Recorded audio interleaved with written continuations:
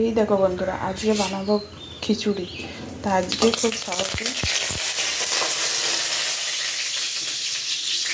খুব সহজে একদম চটজলদি খিচুড়ি বানিয়ে নেব।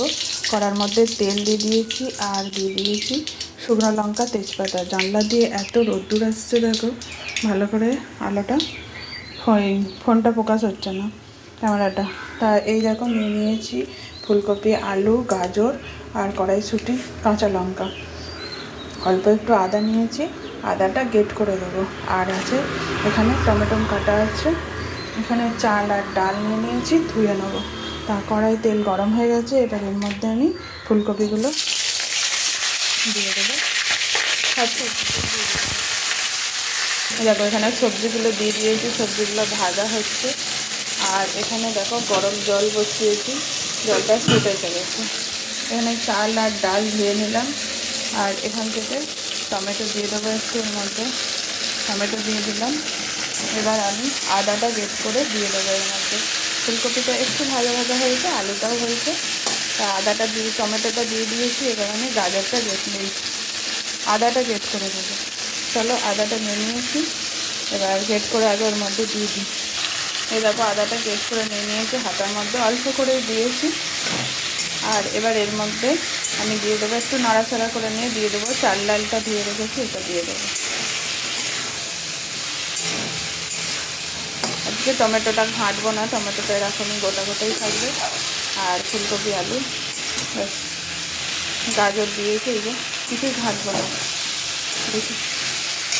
চলো আদাটা একটু নেড়ে নিয়েছি, এবার আমি চাল ডালটা দিয়ে দিলাম।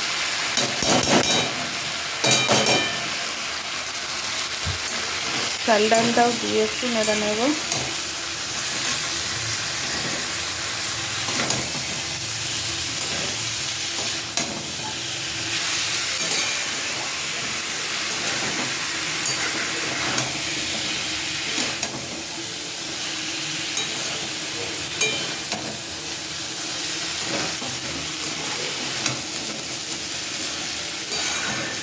এদিকে আমার জলটা ফুটে গেছে, এই দেখো জলটা ফুটছে।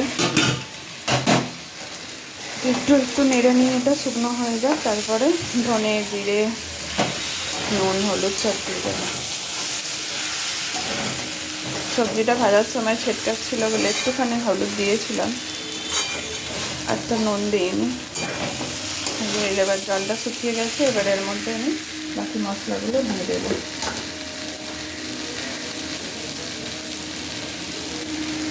দিয়ে দিলাম পরিমাণ মতো নুন,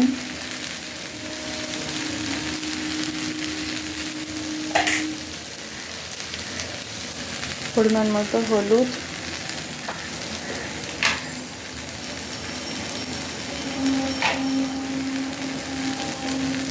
এক চা চামচ জিরে গুঁড়ো, পরিমাণ মতো জিরে গুঁড়ো, ধনে গুঁড়ো পরিমাণ মতো, আর অল্প একটু স্বাদ ব্যালেন্স করার জন্য চিনি দিয়ে দিলাম।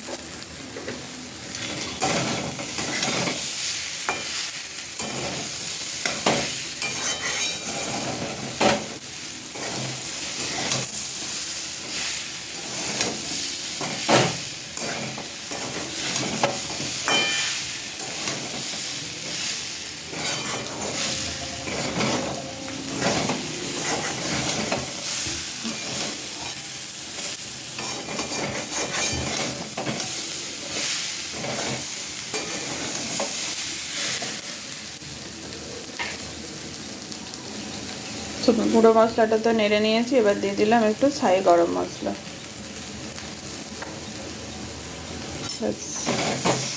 একটু ভালো করে নেড়ে নিয়ে ওই গরম জলের মধ্যে এটা আমি দিয়ে দেবো।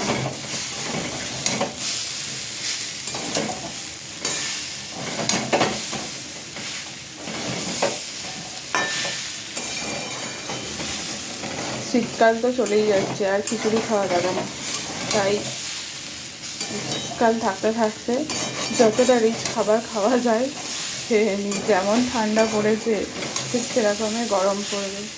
ঠান্ডায় যেমন জমিয়ে খাওয়া দাওয়া হয়েছে, গরমে তেমন খাওয়া দাওয়া করা যাবে না। তাই গরম পড়ার আগেই এটা ভালো মন্দ যত কিছু ইচ্ছা হচ্ছে এখনও খেয়ে নিতে হবে।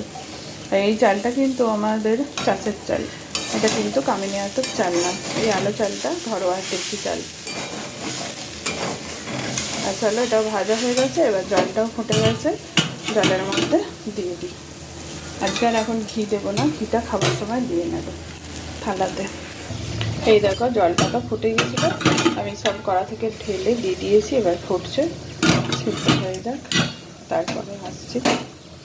আর একদম গরম পাতে ঘি দিয়ে খাওয়া হবে, এখন আর কোনো ঘি দেবো না। এদিকে বাকি রান্নাগুলো করে নিই, এখানে করব বেগুন ভাজা, আর করব আলু ভাজা, এই যে আর আলুর দম হবে। আজকে তো বৃহস্পতিবার, নিরামিষই হবে সব। চলো করে নিই।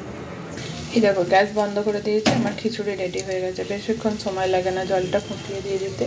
আর আমি আজকে এই খিচুড়িটা একদম গোটা গোটা মাখা করেছি, মাখা মাখা করিনি। এই যে টমেটো দেখা যাচ্ছে, গাজর নরম আছে, ফুলকপিও গোটা আছে কিন্তু নরম হয়ে গেছে, আলুও তাই, আর চাল ডালও তাই। চাল ডালও একবারে যে মিশে গেছে তা নয়। এইভাবে খিচুড়িটা করতে চেয়েছিলাম, এইরকম করেছি। আর এটাকে গরম করবো না, আর গ্যাস জ্বালবো না, কিছু করবো না, শুধু খাবার সময় যদি ঠান্ডা হয়ে যায় তখন একটু গরম করে ঘি ছড়িয়ে নেবো। তা চলো, তোমাদের আমার এই খিচুড়িটা কেমন লাগলো কমেন্টে জানাবে।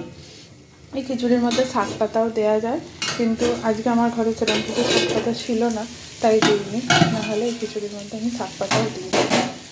আর তোমাদের এই রেসিপিটা কেমন লাগলো কমেন্টে জানিয়ে। আর এখানে করছি আমি আলু ভাজা, বেগুন ভাজাটা হয়ে গেছে। তা চলো রান্নাবান্না ছেড়ে নিই, আবার তোমাদের সাথে পরে নতুন কোনো রেসিপি নিয়ে দেখা হচ্ছে।